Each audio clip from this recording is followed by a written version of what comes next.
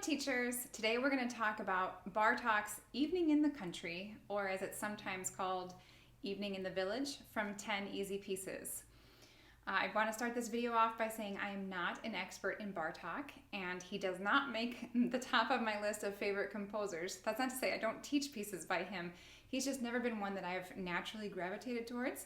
But my colleague and friend, Luca, asked me to make a video about a piece by Bartók. So here we are. I thought this would be a good challenge for me, and hopefully it's helpful for you. So here's what Evening in the Country sounds like.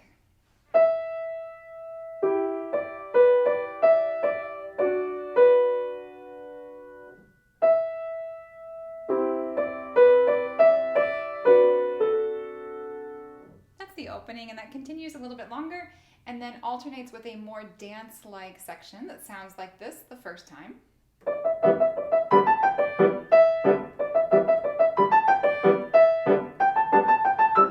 Etc. from there.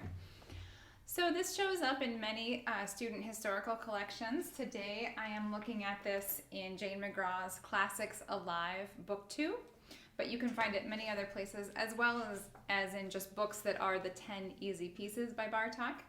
It's on the RCM level 8, and for my Illinois colleagues, this is on the AIM level 7. Personally, I think this is a little bit more difficult for level 7. It's not an easy level 7 piece by any stretch of the imagination.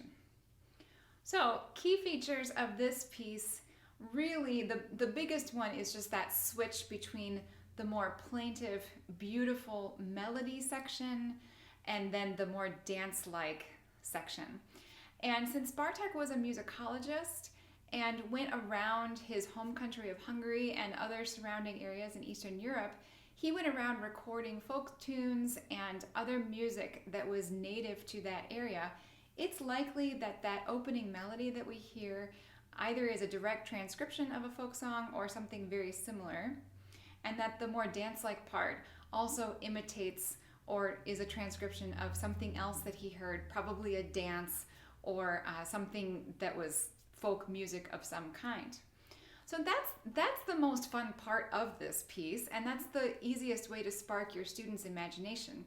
You could start with something like picturing life in a rural area and somebody out in the fields, or a shepherd on a hill, or whatever, somebody singing a tune or whistling a tune or playing something on a flute or some instrument like that, and then contrast that with maybe that same person is dancing or running, or it's different people in the area having a party or dancing or something like that. Of course, it doesn't have to actually be in the country. Your student can come up with any story that they want that has the same idea of contrasting something very plaintive and hauntingly beautiful with the more dance-like feel. In addition to those two changing characters, we have changing time signatures, and this is one of the things you want to make sure that you teach very well in this piece, partly because Bartók changes how he writes that first melody. The first time it's in 4/4 time with a half note first, so 1, 2, 3, 4. But when we get to measure 21, and the second time we hear this melody with a new harmonization in the left hand, it's in 3/4, and there's only a quarter note before the left hand enters. 1, 2, 3, 1, 2, 3. Students will not naturally play that correctly. That you will have to address that from the very beginning. One of the other big issues here is just the articulation, that melody, you need to play with a super smooth, beautiful legato and shape the phrase of the melody beautifully, even with long sustained notes involved. And then contrasting that, you need really sprightly staccato fingers. This is the second time for the dance.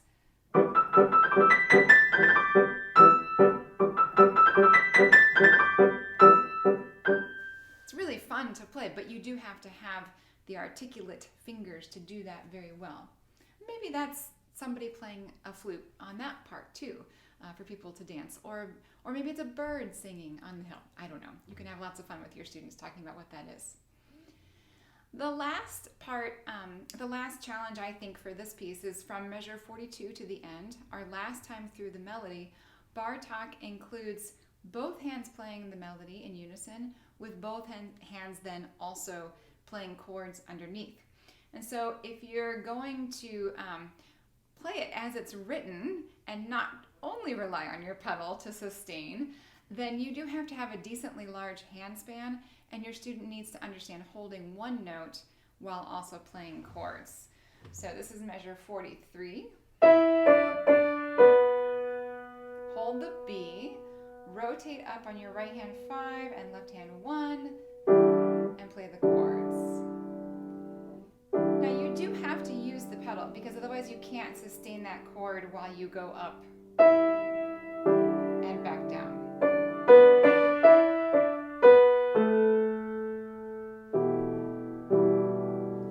But that's a technical thing that's in some ways unique to this piece at this level, and something you'll have to address with your student for sure. Of course, involved in that also is the balance of the melody over the accompaniment. In whichever of the melodic sections, you have to really sing that melody out and let the chords be at a much lower dynamic level. So let's talk a little bit more about just generally what's available to our students that Bartók wrote. Many people know that he created this large volume of pieces called Microcosmos. It's 153 pieces total, and it spans a wide range of levels. It starts at a very elementary level and goes up to pretty advanced, at least early advanced level.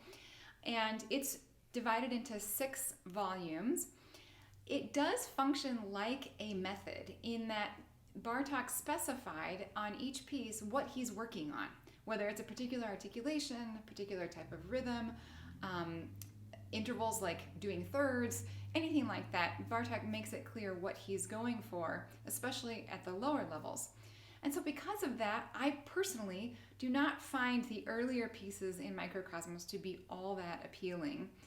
And pretty much volumes 1 through 3. Somewhere around volume 4, I find them to be more fun, and I see them being included in different historical repertoire series from that point on. Bartók starts the dances in Bulgarian rhythm in volume 4, and that's my favorite type of piece that he includes in Microcosmos. And my favorite piece of all of the 153 is almost at the end. It's number 149, and it's the Bulgarian dance that sounds like this.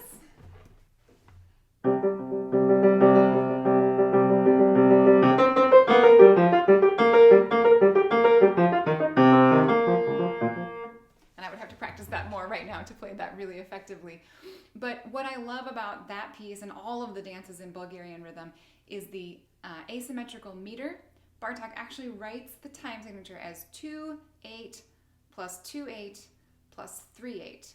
So it's not meant to be felt in groups of 7, but in 1 2 1 2 1 2 3 1 2 1 2 1 2 3. And since rhythm is such a key feature of Bartók's music, I just find this to be a really fun type of rhythm to explore. This piece would represent what I think many of his pieces for students qualify as, which is a motorhythmic piece or perpetual motion piece, and a lot of students really enjoy playing those. They sound very virtuosic and are make you feel like you really can play the piano. On the other hand, I see a lot of pieces more like Evening in the Country, which have these two different characters kind of coming back and forth. And Bartók does write lyrical things. It's often contrasted with more rhythmic things, or he often does his lyrical melodies in a tonality that's a little bit foreign to our ears, such as modes, which he loved exploring.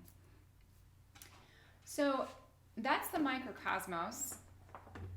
2 other sets that show up for students include the 10 Easy Pieces, which contains the Evening in the Country. That also has Bear Dance, which you may have taught before. I am teaching that right now. It's not my favorite piece, and my student loves it. So there you go. She really is enjoying that right now. And then the other one is the 4 Children, which has 2 volumes, 1 and 2. And those pieces, the 4 Children pieces, I find cropping up in historical repertoire series at the lower levels. And those are the ones that I've probably had the most success with my just early intermediate to intermediate students. A lot of motorhythmic work, a lot of things that are really fun to play. In addition to that, I wanted to give you one more tip, And that is, this is a lovely reference and pedagogy textbook, Professional Piano Teaching. This is volume 2, which covers the intermediate and early advanced, and even some advanced, straight up advanced levels. And when she's going through intermediate repertoire and kind of walking through different time periods, on page 176, if you have this book, there is a lovely chart where it has listings of Bartók pieces from those collections I just mentioned at the early intermediate, intermediate, late intermediate, and then she also has some early advanced selections in there as well.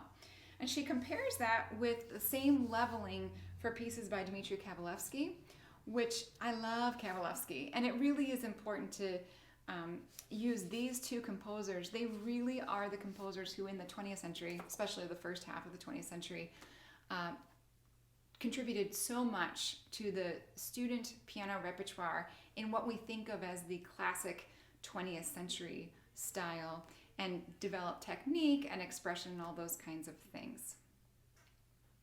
I hope this has given you a few helpful tips about Bartók and especially about Evening in the Country. Please subscribe to my YouTube channel, and I wish you all the best in your teaching.